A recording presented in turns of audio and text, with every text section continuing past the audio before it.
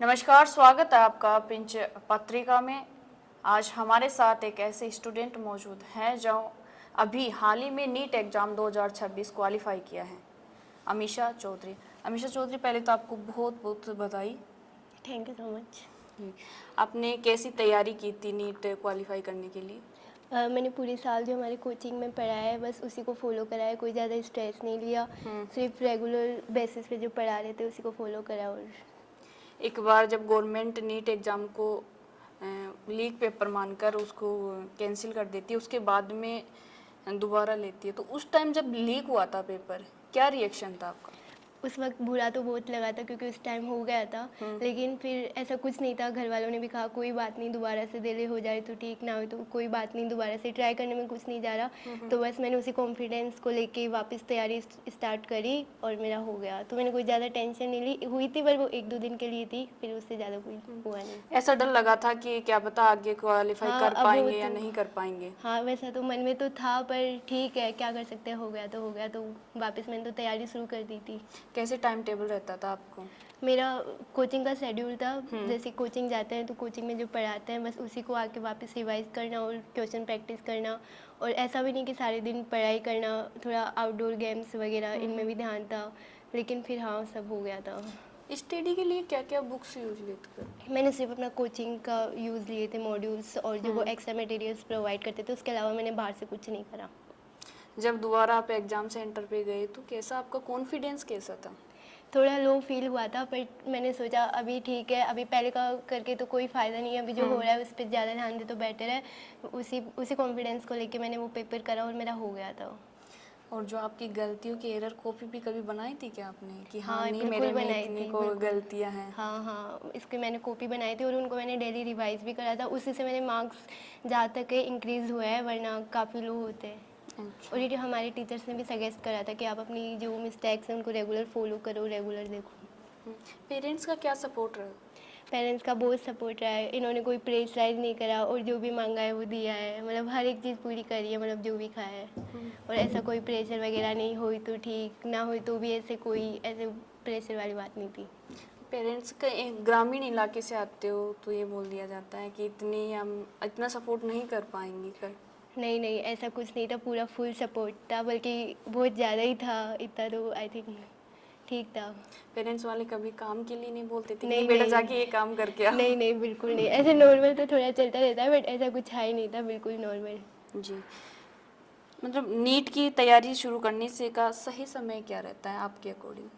सही समय तो जैसे हमारा नीट हो गया तो उसके बाद ही हमें प्रिपरेशन, अगर हमें हमारे मन में करना है तो कर देना चाहिए। पर जब करो आप तब से फिर फुल ऑन उसी में प्रिपरेशन में रहो, कोई बाहर ऐसे बहुत ज़्यादा भी नहीं हो। फिर मतलब जब से कर रहे हो आप तब से फिर अच्छे से लग जाओ। आपने कब सोचा था कि मुझे इस मेडिकल लाइन में जाना है, या मैंने किसी ने कहा था कि नहीं बेटा आपको तो डॉक्टर बनना है? नहीं, मेरे को तो कुछ ऐसा आइडिया नहीं था क्या मेरे को वो करना है क्या करना है। लेकिन जैसे मेरे चाचा चाची डॉक्टर है तो हम डेली इनको देखते हैं, इनको जो रेस्पेक्ट वगैरह मिलती है, तो बस उसी बेसिस पे फिर मुझे भी लगा मेरे को भी यही करना चाहिए। तो आपने आगे इस फील्ड में और क्या करने का सोचा है? अभी तो कुछ ज़्यादा सोचा नहीं है, अभी तो जो चल रहा है जैसे MBBS होगी तो उसी में वो करना है, फिर उसके बाद का बाद। आज एक सोशल मीडिया का ज़माना है, तो क्या आपने उसी का भी सपोर्ट लिया था? नहीं, मैंने वैसा कुछ सपोर्ट नहीं लिया। और आपकी आगे की क्या, जो लड़कियां हैं जिनको इतना सपोर्ट नहीं मिल पाता, इतनी एजुकेशन के लिए उनको कहीं भेजा भी नहीं जाता है कि क्योंकि एक तो कॉस्टली पड़ता है, हाँ हाँ, तो क्या कुछ कहना चाहोगे उनके पेरेंट्स को? मैं पेरेंट्स को ये कहना चाहूँगी एक मौका तो उनको भी मिलना चाहिए। और अगर हो सके तो फिर वो लड़कियाँ भी अपनी पूरी कोशिश करें कि वो उस माहौल से निकल पाए जिस माहौल में उनके जैसे पेरेंट्स ने ढाल रखा है। तो वहाँ से बाहर निकलेगी तो उन्हें भी बहुत कुछ देखने को मिलेगा और आगे वो भी जा पाएगी।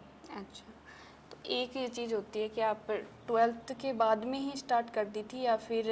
नहीं, मैंने 11th-12th में फाउंडेशन लिया था। अच्छा, तो आगे क्या मतलब आगे क्या संदेश देना चाहोगी बाकी और पूरे स्टूडेंटों को? पूरे स्टूडेंट्स को मैं ये कहना चाहूँगी अगर आपको करना है तो ही करें, ऐसे फालतू में आके वो अपने पेरेंट्स को भी झूठी होप ना दे या खुद को भी वो ना ही दे तो बेहतर है। अगर वो आ रहा है तो फिर पूरी कोशिश में लग जाए, और ना हो पाए तो फिर उसका तो हम कुछ कर नहीं सकते, वो आगे भी और प्लान से। अब एक पेपर तो आपका फ्यूचर डिसाइड नहीं कर पाएगा। और जो स्टूडेंट अभी इससे क्वालिफाई नहीं कर पाए उनके लिए क्या कुछ कहना चाहें? उनके लिए तो मैं यही कहना चाहूँगी, या तो आप अगर जैसे उनके क्वालिफाई नहीं कर पाए तो या तो फिर उन्होंने बिल्कुल तैयारी नहीं करी, ऐसे ही पेपर दिया है, तो उससे अच्छा तो आप कोई दूसरी फील्ड में चले जाए। और जैसे अगर तैयारी करी हो तब ना हो पाए तो एक चांस और करके देखना चाहिए उनको। अब आपने यही बात कही कि अगर फील्ड चेंज कर लेना चाहिए, तो जिसका इंटरेस्ट नहीं होता, दबाव में उनको ये बोल दिया जाता है कि नहीं नहीं बेटा, आपको तो डॉक्टर बनना है, आपको तो इंजीनियरिंग करनी है। अब वो तो उनके लिए क्या कुछ कहना खुद चाहोगे? को फाइट करनी पड़ेगी उनको। नहीं, थोप दिया जाता है कि नहीं बेटा आपको तो करनी है। वो तो पेरेंट्स को क्या कहना चाहोगे? पेरेंट्स को ये कहना चाहूँगी, ये तो बहुत गलत बात है कि आप बच्चे पे प्रेशर डाल रहे हो, उन पे थोप रहे हो, तो ये तो नाइंसाफ़ी है उनके साथ भी। फिर वो कुछ अच्छा नहीं कर पाएंगे, तो इससे बेहतर है वो चाह रहे हैं उन्हें जो करने दें। एक बार अगर खुद का नहीं हो रहा तो फिर आप बाद में उन्हें खेलो चाहे से, पर एक बार उनको खुद को तो ट्राई करके देखना चाहिए वो क्या करना चाह रहे हैं, तो उनको मिलना तो चाहिए वो क्या करना चाह रहे हैं। जी, तो ये थे हमारे साथ अमीषा चौधरी, जिनको आपने सुना। क्या कुछ आपको इनसे सीख मिली है, क्या कुछ कहना चाहोगे, कमेंट करके ज़रूर बताएं।